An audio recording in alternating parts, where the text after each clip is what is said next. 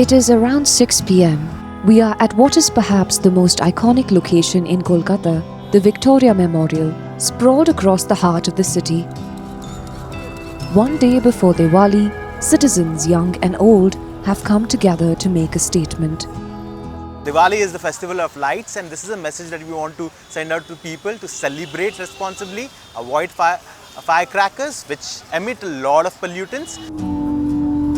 Cycling with Lights, organised by Switch On Foundation, is a call to action against the city's air quality.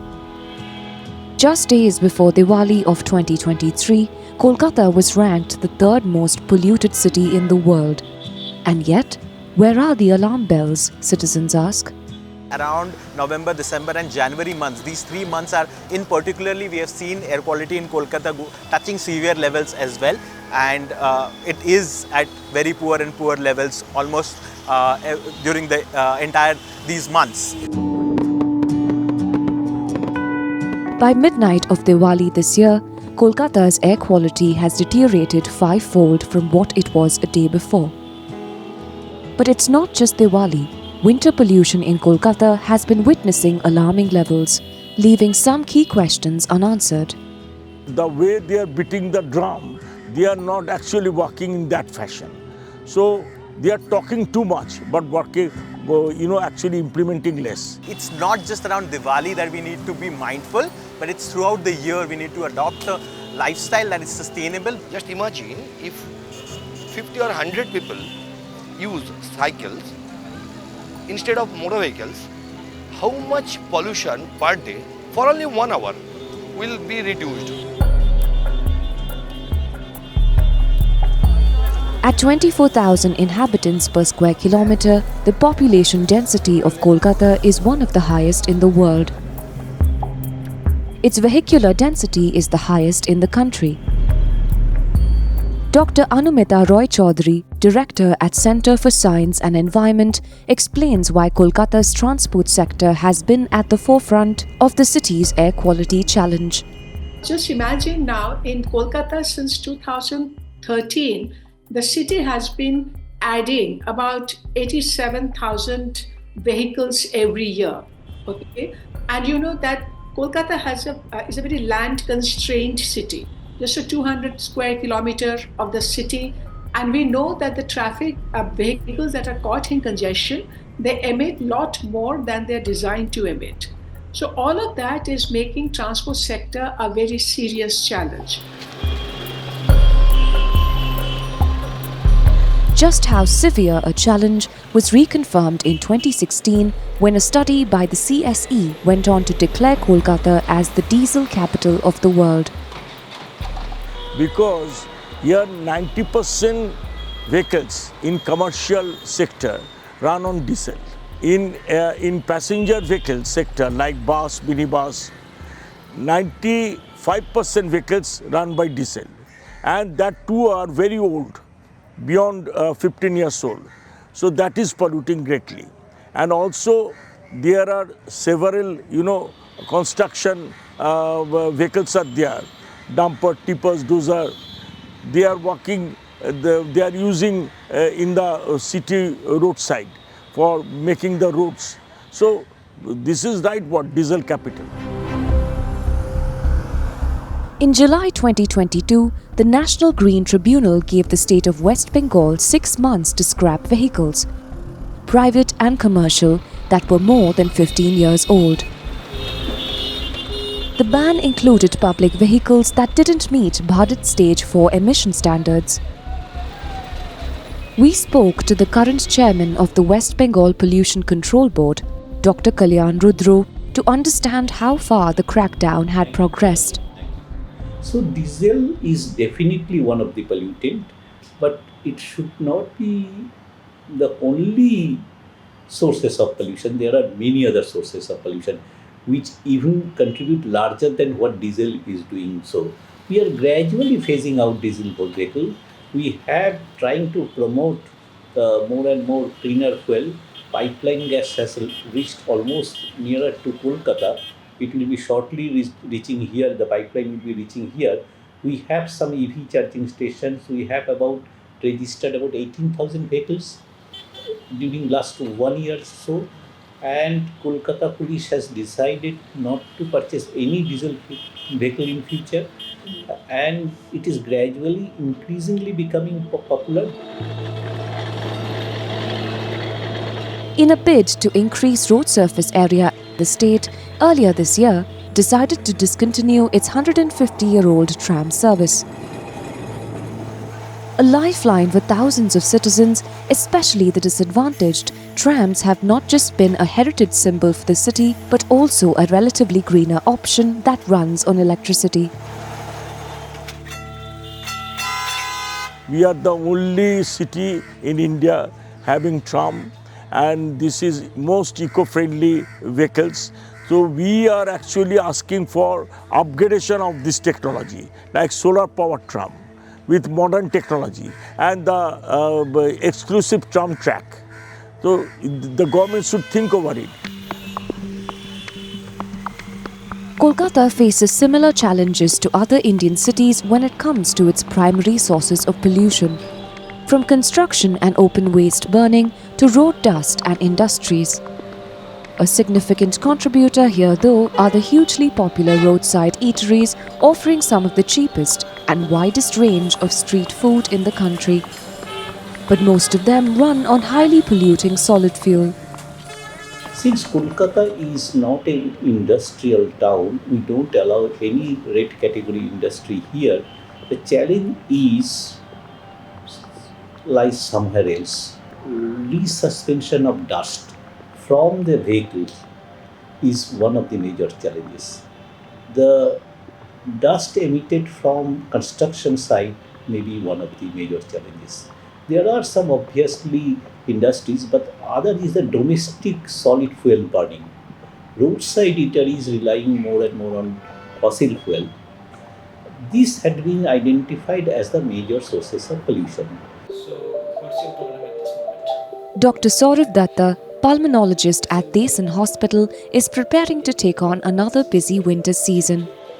Every year post-Diwali, the onset of winters invariably brings with it a record number of patients. 70% of respiratory infections in Kolkata are said to be linked to air pollution. And most vulnerable are those with a compromised or still developing immune system. Seniors and the children, those are more prone to allergic reactions. That's because actually what these poison gases does, they just triggers the immune system. That's why we are getting these kind of attacks, that is asthma attacks or COPD attacks, that is we call lung attack.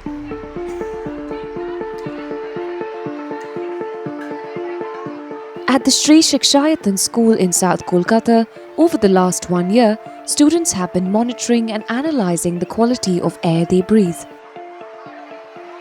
The monitor has been moderate for quite some time. It's been showing moderate, and while it's a good thing that it has not deteriorated, we must work on the fact that it progressively increases. The pollution levels are at around 51 to 100, and we should work to make that even lower. These real-time air quality monitors installed on campus are part of Switch On Foundation's Clean Air program, with the goal to make children participatory stakeholders in the larger discourse. That matters the most. Which class made it? We have an app in our phones where we can see and we can monitor, we can check.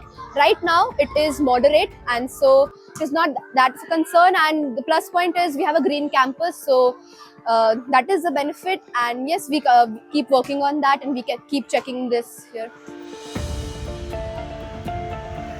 One of the concerns amongst local environmentalists has been the accuracy of Kolkata's official air quality data.